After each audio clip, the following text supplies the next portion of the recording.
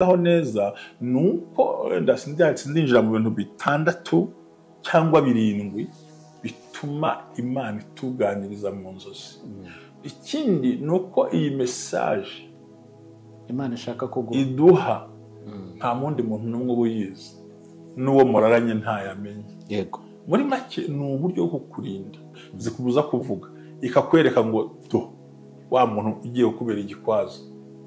So rero inzozi ni ubuzima wenda gucamo cyangwa wenda kujyamo, Imana ibikuburiye bwa mbere kugira ngo wirinde udakora ikosa iryo ari ryo ryose. Yego. Urumva ko Satani nta ruhare agiramo. Nabyumvise. Ibyo banabyikuremo, nta ruhare agira mu nzozi, icyakora agutegereza aho byivugiye. Ariko niba ngiye Imana namaye kuzisobanura, Yego, ngiye uhise umbaza ngo nzikubwire, mpita ngusobanura ngahita senga. Uzabwira abantu benshi uzakubwira mpita senga sinjya ntuza ko mbanyira ngo Imana ihita ikora igitangaza. Rero ahangaha no icyambere no Imana igukunda, iguhaye message iri direct. Yego. Ushaka waceceka ikakugera hari yawe, ikakubwira hazaza, ikakubwira uko ukwiye kubaho, cyangwa kwereka umwanzi uguteye n'ibindi byose. Ni urukundo rw'Imana rusetinze ibintu byose, uko uzabaho, ahazaza hawe, uguhiga ahazaza hawe. Urumva it's a full package y'ubuzima bw'umwana w'umuntu, abumbiyemo byose, kurindwa, gutabarwa n'iki byose. Icyo ni icyambere, ni urukundo Imana igukunda. Burya umbwira ngo ntajya arota, afite ikibazo gikomeye. Ariko burya ararota, ahubwo ntabwo amenye uko byamugendekeye. ubwo wameze kimwe n'urota akazibagirwa, akaba abyibuka ko yarose akabyibagirwa. Haba ari impamvu uwo nguwo n'ubundi muzo musanzwe afite ingorane. Yego. Umva ko rero iguhishurira ubuzima urimo, ugiye kubana, kuzabaho, kuzabyitwaraho, kuzabigenza ubwayo. Noneho umuntu yavuga ukavuga uti ariko uyu ni wa wundi Imana yambwiye. Bisaba kwicara uri maso usobanukirwa. Kuko ni inama nziza. Icya kabiri ni ukukurinda imipangu ya Satani, kurinda imipango ya Satani cyangwa imigambi ya Satani n'abakozi be. Ni imigambi mibi. None iyo migambi mibisha, uko nakubwiye ikintu kimwe n'umusubiramo. Burya abarokore bibeshya ngo Imana izaza ibikore, aho barihenda. Ikintu Imana ikora nicyo udashoboye. Icyo udashoboye ni ubuzima n'umutekano wawe. Imana irakibashije. Iyo iguhaye ubuzima n'umutekano, ibisigaye ni amaboko yawe. Ubu bisaba uhaguruka ugenda ubishaka. Yes, oya ni wa mvumo twabwiye gutubikana kwawe no kubira icyuya niko kuzaguhumutse. Ntabwo twabisobanura mu cyanya cyashize. Twarabibonye. Kandi ubutaka buzakumerera ibitovu n'amaho. Nyine ubuzane business bitovu bizamuka. Si ugomba ro kubiri batukabikuramo rero byumvikana. Na Yesu yaravuze ngo igisi cyanuza umuntu ni kimusohokamo. Imva neza.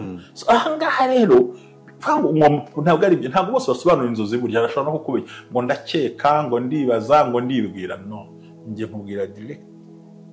Kandi umuntu ufite izo mpano anakubwira icyo ukwiye gukora. Rero Imana ibikurinda. Ikindi cya gatatu, ibigiye gucisha bugufi. Gucisha bugufi, ugabanya amarere. Ugureke kwasama. Hari abantu ubona bishyira hejuru bigira ukuntu bikora ibindi. Ibikwigisha kwe gucisha bugufi, cyane cyane mu guhubuka, mu gusurana, mu kuvuga amapromesse no gupfa kwiha ibintu, kwemera udashoboye. Cyaruhinga wibonye usubira iwanyu ku ishuri, babonye bakurasa, babonye mukinana n'abantu, babonye ibikoko kwirukankana, wabonye inzoka ikwizinge. Bega izo zikaza zikubwira ngo impamvu nta mugisha ufite. Yakurumye ku kiganza, yakurumye ku kaguru, yinjiye hagati mu wabonye injangwe, yabonye ibikeri. Bikubwira ngo impamvu urimo usavayivinga gutya nuko hari abantu bakora ibyo bintu. Yego. Kabiri, ushobora kubona umuntu agufotora. Gufotora sona kari amakuru bari kugutata. Bari kugutata. Kindi kubona miruwari kuri bivuze ngo itonde ukuneka ari bugufi. Ko bya miruwari uko ugenda uyegera ni kugenda ugaragara ko utanasa neza. Iyo uri kuri ubusa neza kuri miruwari, ariko uzayegera usanga ujya mu tonto twose. Turagaragara. So no kugira ngo rero Imana ikuzamurira ibyiringiro. Ikindi cya gatandatu, kubaha abantu nuvuga ngo mu kubaha abantu ariko abantu nubwo bariko bakanagutinya bakakubahira ibyo ushoboye ndetse ku buryo bagera mu rwego bavuga ngo uno muntu reka tumwitondere ashobora kuba afite imbaraga ziduruta kuki twateguye ibi akabitubwira ese kuki tuze gutya adukwega ese kari ntagondwa ntawamukurura ngo yemere ko jye sindi bukubwire ko wankoreye ikintu cye ubumwe bw'abera ministries amavuta akandagira amateka ubuzima bugahinduka mwiyerekwa ry'umushumba Reverend Mbabazi Jean Baptiste ubwo yasengaga Imana yamuhishuriye abantu benshi batsikamiwe n'amateka mabi Imana yamubwira ngo genda ubasuke amavuta ubuzima buhinduke nabo bahindurwa abandi ubumwe bw'abera ministries ntabwo ari idini nta nubwo ari n'itorero n'umuryango wakira buri muntu wese akabohoka buri muntu wese mu itorero abohejejwe muri byo ubumwe bw'abera ministries amavuta akangira amateka ubuzima bugahinduka ndagusuje ngo haye ikaze ku bumwe bw'abera ministries amavuta akandagira amateka ubuzima bugahinduka reka nkwifurize kugira ibihe byiza nkwifurize kugubwa neza amahoro y'umwami wacu Yesu Kristo abane nawe dutangiye ikindi cyumweru murabizi ko icyumweru cyacu gitangira ku munsi wa kabiri mu cyumweru gishize murabizi ko twaganiraga ku bintu byinshi ariko byiza by'ubwenge muri iki cyumweru rero tugiye gutangira nanone turagaruka mu cyumweru cy'inzozi ariko nyine mu buryo budasanzwe murabizi ko ibintu byacu mushumba ababitwara ku rundi rwego mu buryo budasanzwe kugira ngo abantu badukurikira nabo babashe gusobanukirwa bamenye impamvu z'ibintu byose bitandukanye ariko cyane cyane basobanukirwe inzozi mushumba waramutse ameze neza naramutse ndashima Imana n'abantu bayo bose nawe nizere kuri amahoro nanjye ndamahoro yego ni byiza nabonye wahinduye ruhu cyane uburwayi yego uburwayi ariko nabwo ndashima Imana wagize uruhare kugira ngo mbashe kubona narwaraga umutwe udakira ntabwo uzi ko ndabizi cyane byamuse twavaga ahangaha tukora ikiganiro narwaye umutwe ingumana n'iminsi 3 udakira bampa imiti bantera serumu biranga ariko bagangambura ko nta wundi muti kandi kuva namara kuzibona ndikoroherwa siruke yo kuba umusirimu ahubwo ni uburwayi ubwo ngenda bizi ariko impamvu mba mbibajije no kugira ngo n'undi muntu wese atavuga amafaranga amaze kuza basigaye bambara rinete abantu ntabwo bababuza kuvuga buriya rero kanguha amakuru utari pe uzi ko umuntu yamvuga neza yamvuga nabi nuko mba namuhaye icyo avuga kandi ndaza hari ikiganiro n'umusitiri busobanura inzozi ariko hari iminsi nzacishamo ngo nimesema kama ni mbinu 7 cyangwa ni uburyo burindwi bwo kuvumbura umuntu uwo ari we wese harimo no kumva uko avuga imivugire y'umuntu exactly kwereka nkurambwe uti urawahinduye ro kuragaragara neza ariko vuga atari nakize nambaye tambona ko ntekereza uko ntari urumva hezwa zigura ngaye bitambona ko ashaka kumenya igiciro cyayo sobango ubundi bivugire y'umuntu waziguze imivugire y'umuntu itiguha uko agutekereza iyo ukoresheje system yita 95 na gatanu ntabwo nzacoza kwivuga sawa urakoze Imana iguhumure urakoze cyane mushumba rero mbere yuko twinjira muri iki kiganiro ariko ndagira ngo nkwifurize gukomeza gukora ibikorwa byiza n'itsinda mufatanyije ubwo turagira ngo twibutse abantu nyine Seeds of Joy barahabaye cyane mama baba bakeneye ubufasha imiryango ikeneye kwishyurwa mituweli ibigihari ariko noneho tugenda twegera umusozo w'umwaka ndakeka ko hari igikorwa wari wifuje kuzaba igikorwa kizaba kuri mbere ya Noheli nifuza gusangira n'abana bake mu rugo iwabo tubwo gusangira ntabwo ariko bazabona kubahakira ibyo kurya mu rugo hagati aho nshimira umuntu uri muri Amerika woherereje amafaranga tugaburira imiryango 5 Imana imuha umugisha cyane ndabikunda yego mushumba nahoze nibaza ati Imana kubera iki yahisemo kutuvugisha mu buryo bw'inzozi niki cyihariye mu nzozi kuki Imana ubundi ari cyo kintu yahisemo muri ubu buryo bw'inzozi murakoze reka dusenga Imana. Mana data wa twese uhoraho, byiringiro byacu, imbaraga zacu, mahoro yacu, gakiza kacu, turi imbere y'ubwiza bwawe. Ndagusanya mwami kano kanya kugira ngo Mwuka Wera w'Imana abane nanjye buno busobanuro, ibyo ntumva wifashe, ibiri mu bwenge buke ubwongere mwami, kandi imbaraga ze zingumuye kugira ngo mvuge ibikwiye kuvugwa bivuye iwawe, noti ibitekerezo byanjye. Urakoze, uturinde uyu munsi wa none, urinde ibyuma, kamera, mikrofone, ibintu byose bituzengurutse, uturinde mwami, uduhe ibihe byiza bituma dukora no murimo wawe tunezerewe. Ndabizi ko kukubaha no kugira umutima unyuzwe bijya bigira inyungu nyinshi cyane. Komeza uduhe umugisha mu buryo bwose, uduhe umugisha w'abantu, uduhe umugisha w'ibintu Mana, kandi tuzi neza ko icyo uzaduha tuzasangira n'abantu bawe, tuzakora umurimo wawe mwami, kuko twumva dushyize imbere gukorera ko twabonye ariyo nyungu nzima igaragara. Umugisha Jerry kuri kamera, nangire neza abo Joseph uri muri gahunda, n'abandi bose mwami bafashe kugira ngo batuma abantu bose bumva ubumwe bw'abera ministries buri ku mitima yabo mwami, nabo bampera umugisha. Umuntu wese ufungura umumpera umugisha bwa Yesu Kristo mwami wacu, amen. Amen. Ya sa nkaho nabangiye gusubira inyuma, ariko twibukiranye neza ko burya ijambo kurota muri Bibiliya ririmo inshuro 74. Nubango mu isezerano rya kera ni hatandi tumenya mu isezerano rya kera, ahandi ni 10 gutyo ngira ngo niba ntihenda. Hanyuma rero inzozi ni inzira zikomeye z'Imana mu kuvugana n'umuntu. Nkuko yavuze ngo ibanze ibwira witwa Miriam na Aaron, nabwira ngo mwebwe ni mu nzozi no mwiyerekwa, ariko Mose we tuvugana duhanganye. Yego. Irongera yavuga ngo muri yo bahari asobanura, kandi twarasomye tubavuga buri munsi nyine, ababwira ngo nzabavugisha mu ijoro bashyizweyo, ngo nubwo batabyitaho, ngo simwe ngo kugira mpamwe ibyo nagiye mbigisha. Rero iyo ugiye ukava mu itangira rya Bibiliya ukagera mu iherezo rya Bibiliya, usanga Imana yagiye ikoresha inzozi, kandi inzozi ni inzira nziza imwe idufasha kugira ngo tubashe gusobanukirwa umugambi w'Imana kuri twebwe. Harabagiye barota Imana ibabuza gusubiramo nk'abanyabwenge bari baje kureba Yesu, harabarotaga ugaki ibintu babibonye, bwari uburyo. Ikindi cya kabiri ni message direct y'Imana n'umuntu wayo.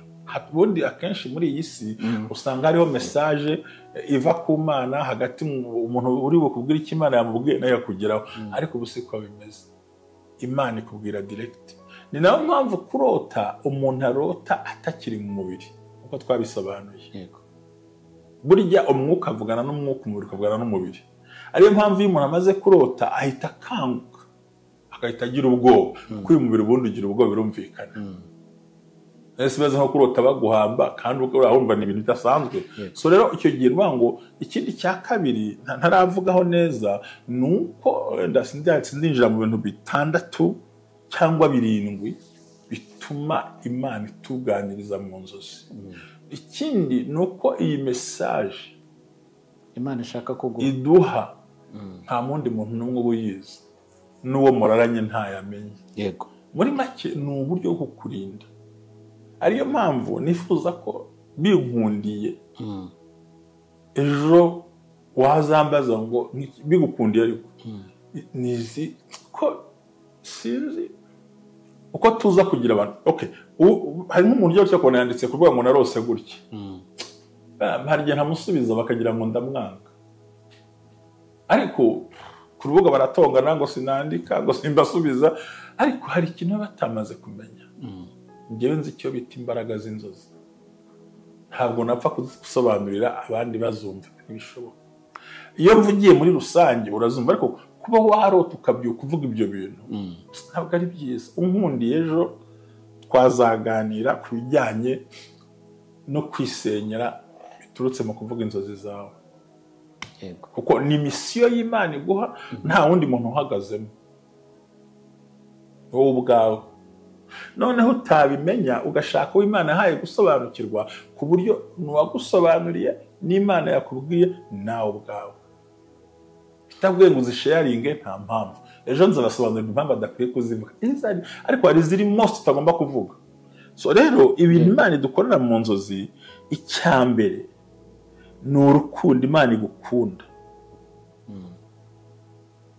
Muranyumva neza? Ndiko kumva. Kuko kurota nuko abantu bose narabigusobanuriye. Icyambere tuvugira inzozi kubera ko Imana idukunda. Nibutsa abantu ko mu nzozi nta ruhare Satani agiramo.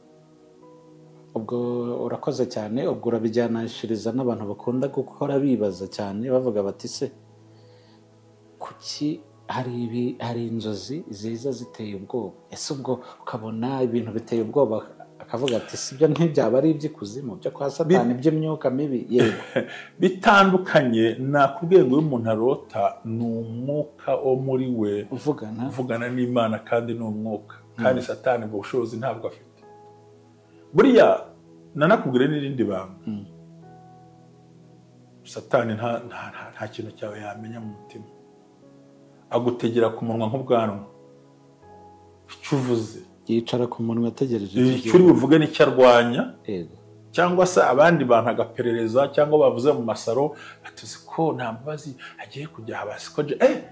Satani ni ukuri, umutima w'Imana wihariwe na nyirawo n'Imana ubwayo. Ntabwo Satani atura mu mutima w'Imana. Ntabwo abantu benshi babizi gutya. We n'ibitekerezo aho inyuma aho ngaho. So bivuze rero ngo ntazabiza Satani gute kandi atavugana n'umwuka? Ahubwo kuba ari mbi cyangwa zaba nziza cyangwa ziteye ubwoba zijyana n'imibereho ugiye kubaho. N'imibereho ugiye kubamo, cyangwa iri mucamo ariko udasobanukiwe, ishobora kubyara izindi ngaruka. Kuko ushobora kugira gutya, tuvuga ufite nka mariage cyangwa ufite ibintu bigiye gukora, Imana ikakwereka, muri Tanzania nabwiraga tuzasobanura ejo, zikubuza kuvuga, ikakwereka ngo wa muntu ugiye kubera igikwazo. So rero inzozi ni ubuzima wenda gucamo cyangwa wenda kujyamo. Imana ibikuburiye bwa mbere kugira ngo wirinde udakora ikosa iryo ari ryo ryose. Yego, urumva ko Satani nta ruhare agiramo. Nabyumvise. Ibyo banabyikuremo, nta ruhare agira mu nzozi. Icyakora agutegereza wowe ubyivugiye. Ariko niba ngiye Imana namaye kuzisobanura, njyewe uhise umbaza ngo nzikubwire, mfite ngo usobanura ngahita senga. Uzabwira abantu benshi uzakubwira mpita senga, sinjya ntuza ko mba ngira ngo Imana ihita ikora igitangaza. Rero aha ngaha icya mbere nuko Imana igukunda, iguhaye message iri direct. Ushaka waceceka, ikakugera hari yawe, ikakubwira hazaza, ikakubwira uko ukwiye kubaho, cyangwa kwereka umwanzi uguteye n'ibindi byose. Ni urukundo rw'Imana rusetinze ibintu byose, uko uzabaho, ahazaza hawe, wo guhiga ahazaza hawe. Urumva it's a full package y'ubuzima bw'umwana w'umuntu, abumbiyemo byose, kurindwa, gutabarwa n'iki byose. Icyo ni icya mbere.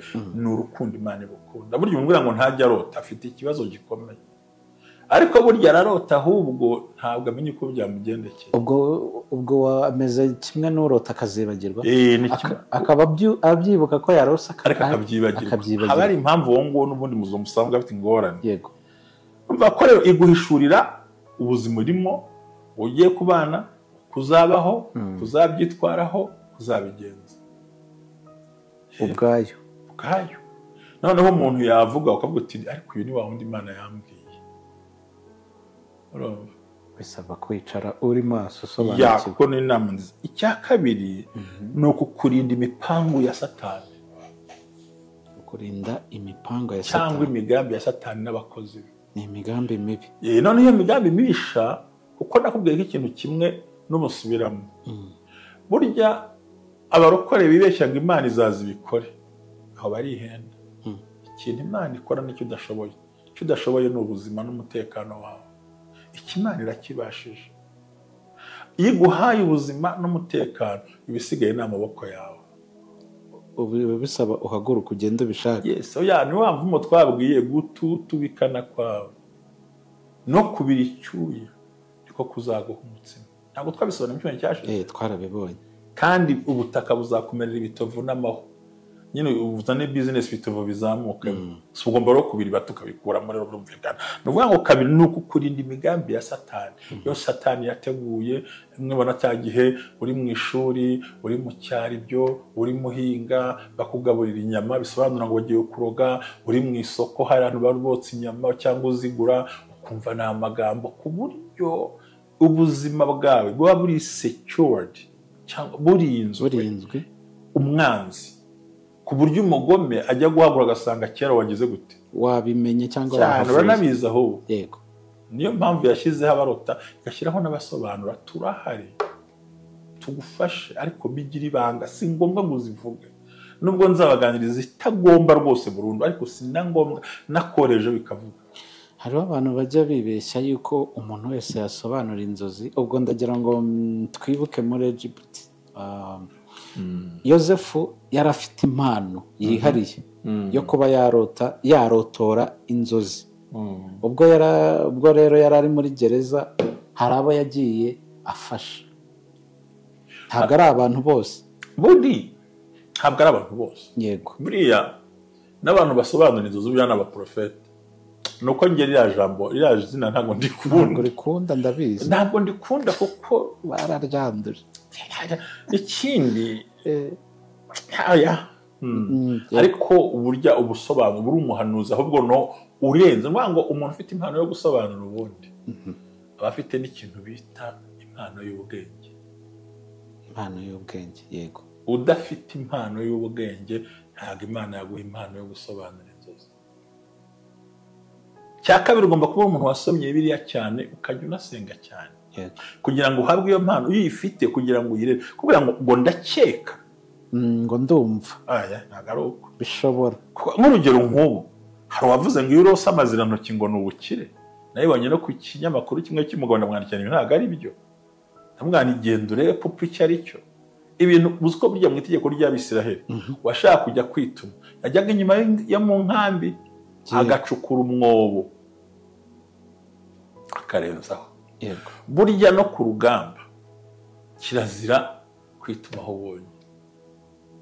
ni bimwe mu bimenyetso bishobora kuranga ko hari umuntu wahanyuze yego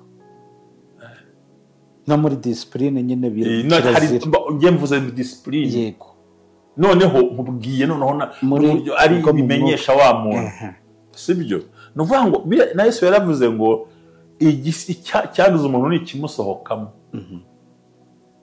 mba neza ahangaha rero ntabwo ari byo ntabwo bose basobanura inzozi burya arashobora no kukubeshya ngo ndakeka ngo ndibaza ngo ndibwira no njye nkubwira direct kandi umuntu ufite izo mpano anakubwira icyo ukwiye gukora. rero Imana ibikurinda. ikindi cya gatatu ibigiye gucishe bugufi ugabanya amarere ugureke kwasama hari abantu ubona bishyira hejuru bigira ukuntu bikora ibindi ibikwigisha kwe gucishe bugufi cyane cyane mu guhubuka mu gusurana mu kuvuga amapromese no gupfa kwiha ibintu kwemerera udashoboye. nk'ubu ndatekereza ko muri ino minsi nzabaganiriza ibintu ukora ukizanira igisuzuguriro utabizi wowe ubwawe making promise tuzabiganiraho. icya kane ni ugucogoza abanzi bawe kugira ngo urote kuko niba bampangiye ko muburozi sinzi ubwo ntucogoye yego nuvuga atari ko buriya kugira ngo dukubite hasi je twabigenza gute je nijoro aryamye abone hari abantu bari mu kanama cyangwa aryamye abone umuyaga wa serwakira umuhushyeho abone umuhushyeho yari igipesi kirafungutse niba ari umukobwa ijipo isa nk'izamutse hejuru hariho nabwe kubona mwana mbonye akayaga aho ngaho kazamuka umwenda ujya hejuru wirinde amagambo baramuvuze abura umwenge yinjiramo tamubwira se ko ugiye kurira sinabikubwira ati wamugane reka ntuzi hari igihe rwose bakwataka abadayimoni rwego hejuru hamwe noneho baragiye no kumufata ku ngufu ati n'umukobwa wadusuzuguye tunamukorera ibingibi arabacika ntamenya hanyuze ko Imana bayamutaba yazo mufata ku ngufu gutyo ariko ajugunye igikapu atwara amafaranga ko gucogoza abanzi b'umuntu baravuze ngo urimbwa ejo ukaba umugabo bivuga ngo bagera mu rwego batamenya imigambi yawe kandi bakabona icyo bakwangira nicyo uri mugenda ugeraho kandi basizeho ibintu bituma utahagera bagashyiraho bati bagashyiraho bagiye kugira ngo ati kanaka ashobora kuba ari umurozi kuturusha ninde utugambanira kuri we ese ubundi amakuru ayakura ayamenya ate rero uko ni ugucogoza abanzi bawe imipangu bateguye ntuyifate. Icya gatanu ni ukugukuramo ubwoba no kukubakira ibyiringiro by'ahazaza. Urose ubara amafaranga, urose uri imbere y'inzu zishoreye, kuko mu nzozi harimo izihana, harimo iziyobora, harimo izitegeka, harimo n'izibuza, harimo n'iz'umugisha. Kuko undi wasenze warushye, kumva utazi uko bizamera, ukarota uri mu nyanya nyinshi mu murima. Nagiye bisobanura ibintu byinshi cyane, cyangwa Imana ikakwereka impamvu uri muca mu buzima bubi.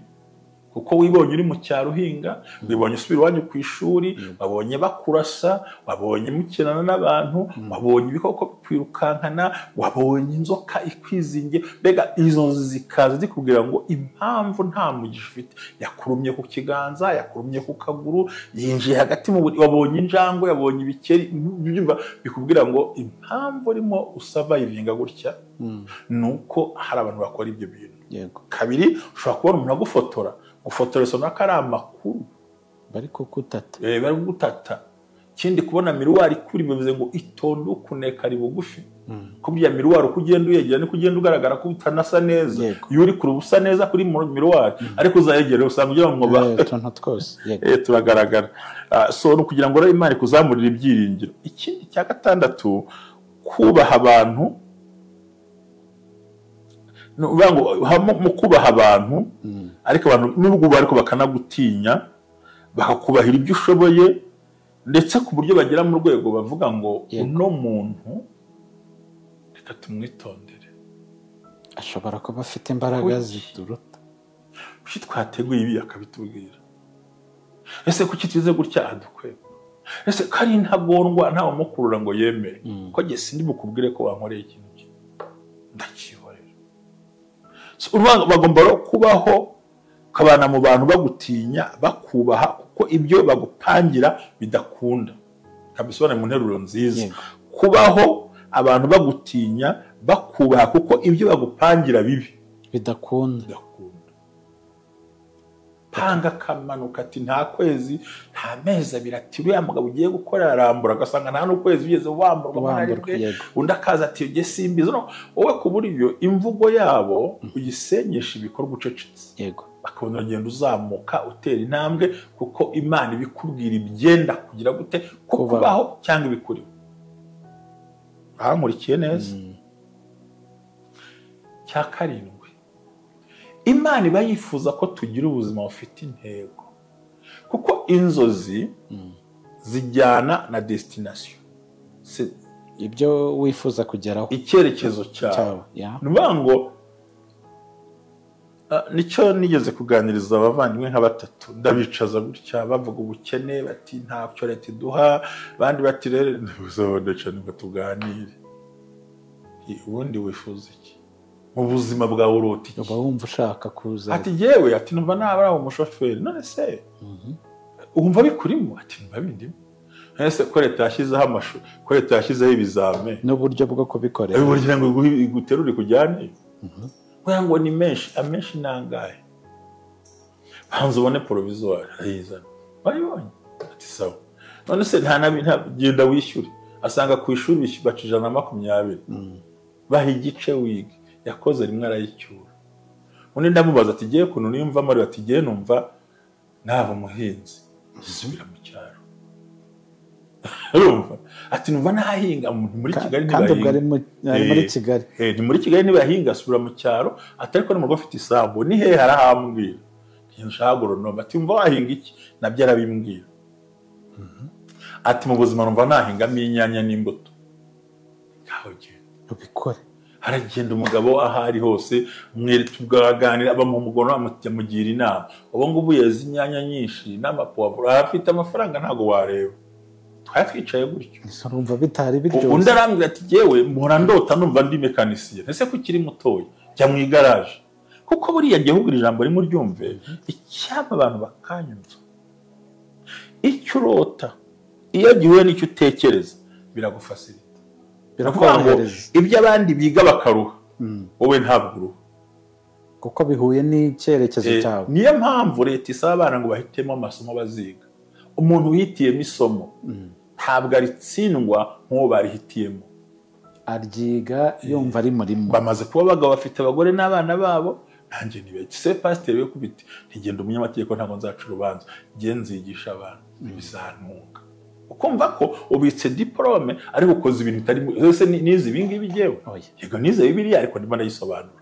Subiza rero ngo buri gihe ndoto icyo utekereza mu mutima iyo gihuye n'inzozi zawe Imana yaguhaye n'ubundi biza bikiri biranoroha. umva nako kantu inzozi zishobora kuba izo warose ninjoro cyangwa zikaba ibyo wifuza kuzagira. Ndota kuzaba umushoferi. Yego. Hari umusore ujya utwara umwana ku ishuri. Najyaga amufasha kwiga ishuri iriya mu cyaro. Ndabaza muzese ko amafaranga naguhaye y'umwana wambwiye ko yahaye mushiki we bite. Arambwira ati uragiye ntekereza ko umwana wanjye utazakora mu biro azaba umushoferi. None ko batiga. Ayamubwire ngo uyu munsi afite kategori nawe utabara.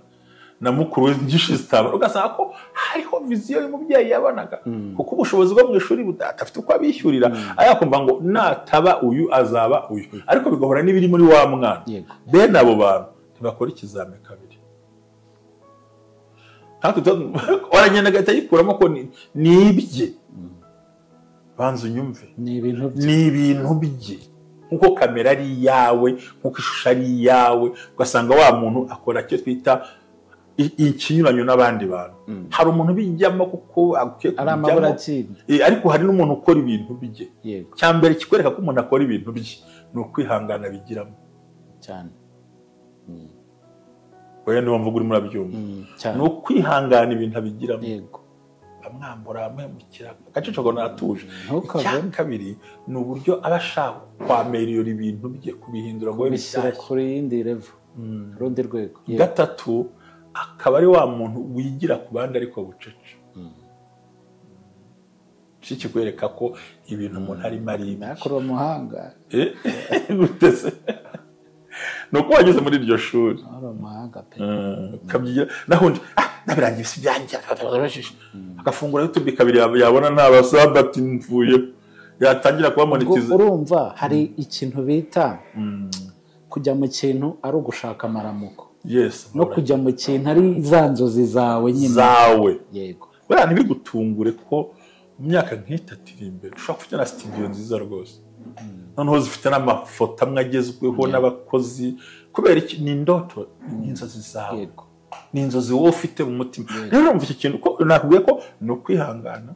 No kuntu ushaka unagenda bikora neza no kwigira ku bandi kandi ikindi uwo muntu wigisha iyo umusabye ngakwigisha ntabwo akwangira kuko aba akeneye kongera kugira ubundi bumenyi.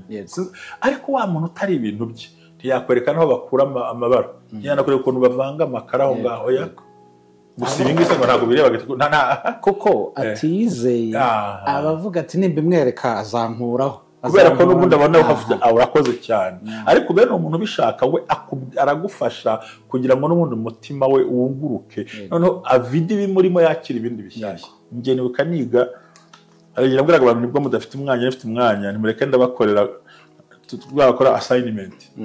Njye nk'abantu mureke mwese musigira amafaranga yo kugira ibitabo yo kwempurima ndabahereza ntuze uzimya barabishaka. Niba ninjye wateguye assignment bayimpaye nkayikora ninde uza gupresentinga neza. Ari nkeneye kumenya icyongereza nari menyeye guhagarara imbere y'abantu nkavuga bitandukanye no kubwiriza. Nari menyeye ko abantu ntabwo namenyere ku bundi nta pastor ujye bajya bacalenginga burya ariko njya hatu ya argument tujya kwiga ibintu. So urumva buri gihe abashaka kwiga no kwigisha kuko ari ibintu bye. Ibyo rero bikaba ariho kubaho ubuzima bafite iki intego. Njyewe nzi ko nigeze gufungura iyi channel urayibona nigeze kumara imyaka 2 nishyura ntahembwa kandi atari uko atari monetize. Yego. Ariko sinshike intege. Yego. 150 ngwishyura nzijyo ariko sinshike kubera iki ni bwa buzima bafite intego. So nagira ngo dusoze ngize impamvu 6 cyangwa 7 zituma tugira inzozi. Cyambere nuko Imana dukunda urukundo rukomeye, kabiri nuko turinda imigambi ya Satani, gatatu nuko ducisha bugufi, kane nuko gucogoza abanzi bacu cyane cyane kibya dupangiye tatugeraho, gatanu nuko gukorera no kugukuramo ubwoba no kukubakira ibyiringiro, gatandatu nuko kubaha abantu bakubaha bagutinya kubera ko ibyo yagukorera bijya bikugeraho, karindwi ni ukugira ngo ugire ubuzima bufite icyerekezo Yego. ngo kuko umwami Imana azagira gute azantabara mfite inzozi yego mfite iyerekwa yego kuko niba hari umuntu batutse ngo nishaka perimi ni njyewe umuntu utagira perimi utagira ikigira vuba ngo nishaka perimi nkiri muto nzaba umushoferi w'abandi kandi niba umushoferi w'abandi sinzatekereza ubuzima kandi igihe nkeneye kwiga rero umuntu ufite inzozi buri gihe ashobora no kwemera gusonza yego sibyo akagukinisha uko ashaka akagufata gusuzuguye Kwihangana, ngo kukuzi icyo ibintu ushaka. byawe ngo n'ibikigwa akagukubita abandi hejuru ukicecekera ariko focus ikaba iri hariya so thank you so much niyo mpamvu zirindwi nabashije gusobanura zituma Imana iduha za nzozi kugira ngo tubashe gutsinda umubisha ku nyungu eshatu kurindwa gutegurirwa heza no kugira ngo umuntu w'Imana abe yuzuye afite ibintu byose reka ngushimire cyane urakoze Imana iguhe umugisha